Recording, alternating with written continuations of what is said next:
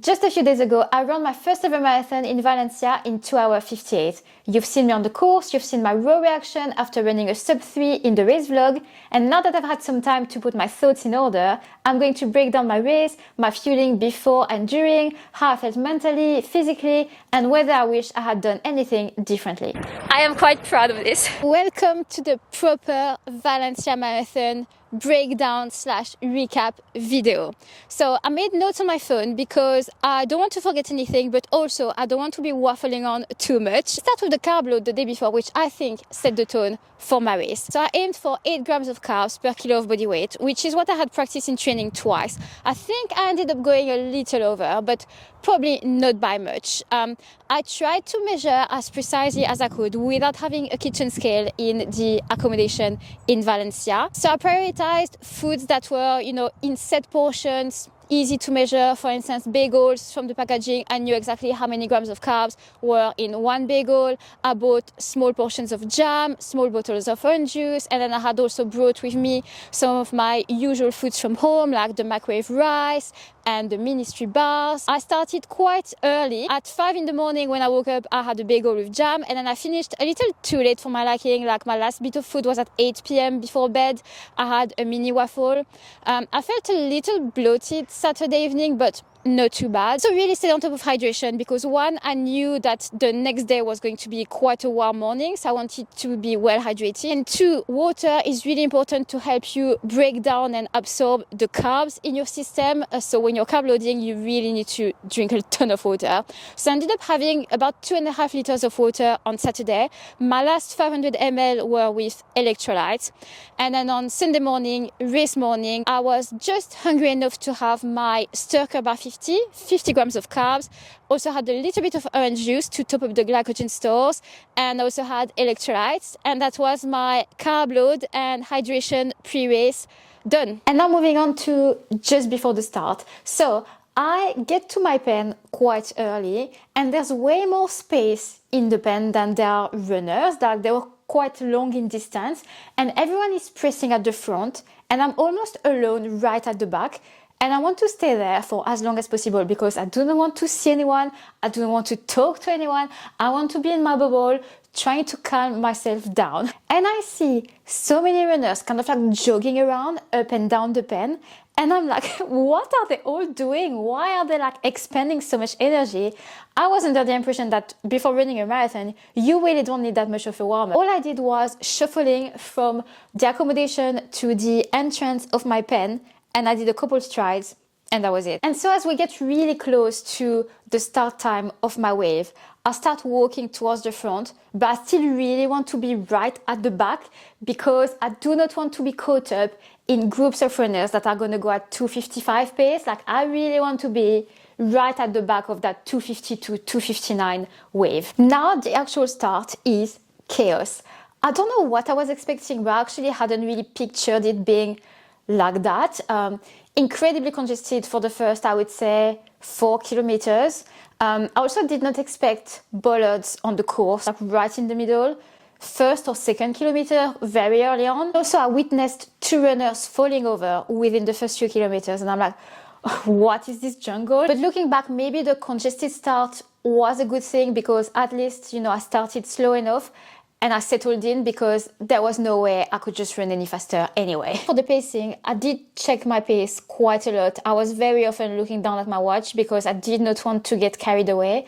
At first, I wanted to really stay for 15 minutes per K. I didn't want to go any faster. And then as I progressed into the race, I allowed myself to pick it up a bit, like 4:12 minutes per K. I was okay with that. And the closer I got to the end, the more confident I felt in taking a bit more risks with my pacing and to go faster. Kilometers 35 to 38, I was quite nervous because I thought maybe this is where a blow up can happen. Once I hit 38K, I was like, okay, I'm still feeling good enough. I am close enough to the finish. Surely I'm going to make it. So at this point, I kind of stopped looking at my watch. I was like, don't hold back. Just absolutely go for it. All the way to the finish. Moving on to the fueling and hydration during the race. So the plan was to take 5 gels, 180 grams of carbs. What I took was 4 gels, 140 grams of carbs. So I started with a ministry gel, 40 gram carbs in my hand, and I made a start on it maybe at kilometer 3. I am quite slow at taking my gels. Basically, I take forever to sip on them and I spend, most of the race with a gel in hand. But I also knew that I should probably front load the carbs a little bit because I really, really dislike warm-ish gels, and I know the weather was going to get warmer and it was probably going to get harder and harder to take those gels.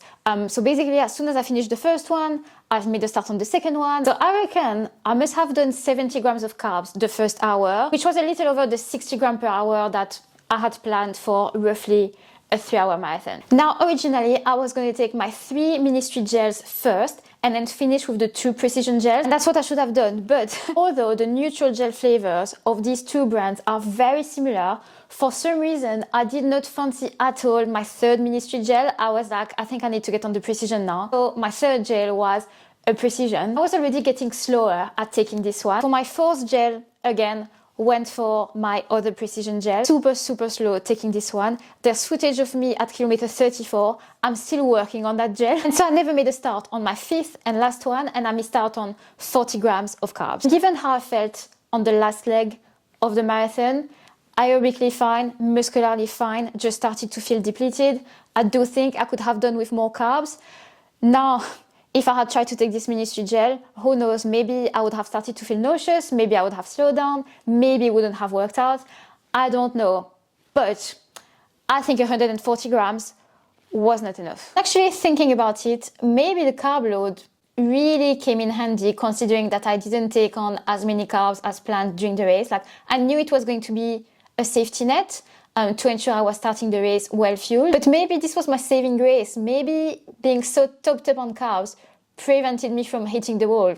Who knows? Hydration wise, I knew I needed to be on top of it because obviously the weather was on the warmer side and it was getting warmer as the morning was progressing. My plan was to grab water at every water station and have a couple sips.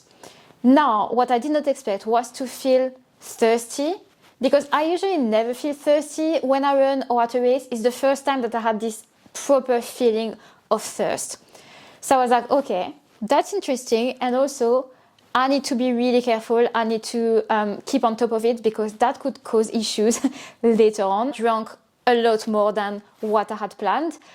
Basically, I would grab a bottle, I would start drenching myself to stay cool, and then I would drink the rest of the bottle, probably a good third, so about 100 ml every 5K, which is a lot more than what I've ever drank during a race. And I was trying to take my time, not gulp it down too quickly, but the second water station at around kilometer 10, because I was concerned about feeling thirsty like that, I drank a little too quick, and then I started to feel a bit uncomfortable, that like slushy stomach feeling. And I was like, oh, okay, I can't do that. I need to drink way more slowly. And then I realized, really, during such a long race, you can be just one small decision away from really impacting your race negatively. Like if I had drunk a few more sips too quick, maybe I would have started to feel, a bit too unwell. Maybe I would have had to slow down.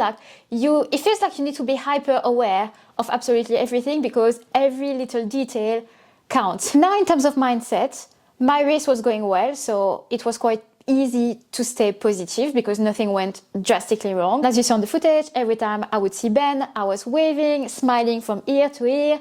But I did have a couple rough patches. The first one at around 10K with that slushy belly episode. At 21K when I realized I still had 21K to go. And at 32K when all of a sudden I started to have really heavy legs that didn't last long. But at that moment, I was like, oh my gosh, is that the wall? Is that it? Is that when I'm going to start slowing down? And I was still working on that 4th gel and I was like, I better hurry up finishing this one because I probably really need the carbs ASAP. In those moments when it got tough and generally every time I would start having a negative thought, I would actively try to erase it by making my brain think and focus on something else. For instance, I would look at running shoes. I was trying to count how many different brands and models of running shoes I could spot, how many Asics, how many Adios Pro 4. I was trying to see if anyone else around me was wearing the Puma Faster 3. Also, I had music, which did help. I had made a very eclectic playlist and I would make myself focus on the song that was playing, like singing it in my head and trying to remember memories associated with this song, like where I was when it came out, how old I was, where I was living, what I was doing. Just really trying to keep my brain busy, because one thing is you cannot hold two thoughts at the same time. So if you've got a negative thought, you've got to erase it by making yourself think of something else. My absolute favorite moment, my total highlight of this whole race, you might have seen it because I posted a YouTube short about it. I also posted an Instagram reel. It was a moment that I really dreamt of in training. Like, I thought about it a lot. You could say I manifested it because it happened exactly how I pictured it. So what I really wanted was to get to kilometer 41 point something, which is the last stretch of the course where you can have all the spectators, because once you step on the blue carpet, then it's for media and VIPs and it's restricted access. So I wanted to get to that point. I wanted to, at this stage, know that sub 3 was definitely in the bag, and I wanted to be able to spot Ben in the crowd and to scream from the top of my lungs, "Oh, Chloe, finish strong." We did it! We did it. This is what I thought about in training many times when I was doing long runs and sessions. I was like, imagine if I could do that, if I could pull off a sub 3 and be able to kind of like celebrate it in the moment with Ben. And that was my absolute highlight. And in comparison, I know it's going to sound weird, but the finish line to me was a bit underwhelming. Like, I didn't feel this huge wave of emotion when I crossed the finish line, because I had felt it, a little before when I saw Ben, and I was able to, make this vision a reality. So now that I'm a few days post-race, is there anything that I would have done differently if I could do it again? I think the only thing is that I would really try to take my last gel. So I would finish my fourth gel earlier, and then I would try to take at least a few sips of my fifth gel. And in the race vlog, Ben mentioned that I looked almost too comfortable. She's overall looking fairly comfortable, almost too comfortable, one might say. Looks almost too happy, I would say. So hopefully she's got a bit in the tank to close. To look at how I closed and my pace for the last 2 kilometers, I was moving fast. So clearly I still had something in the tank. So did I leave some time on the table? It is possible. Do I wish I had taken more risks with my pacing? Actually, no. Like, if I were to do it again, I don't think I would change that, because it was my first marathon.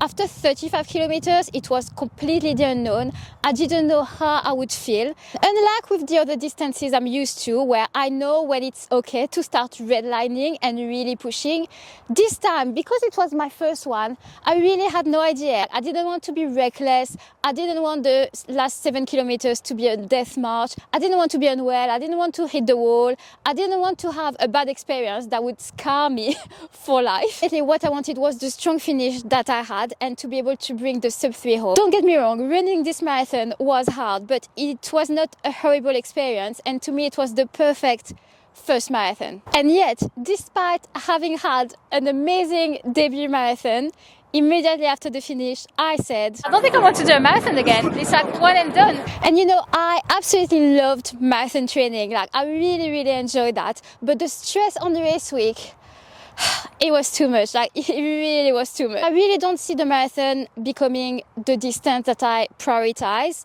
I don't think I'm going to become a runner who does 2 marathons a year. I have no interest in doing the majors, chasing all the stars. Like, this is not what I want to do right now. But I think I will eventually do another one. Not in the near future, no. Like, I won't do a spring marathon, but eventually, I'll give it another go. And how do I feel right now?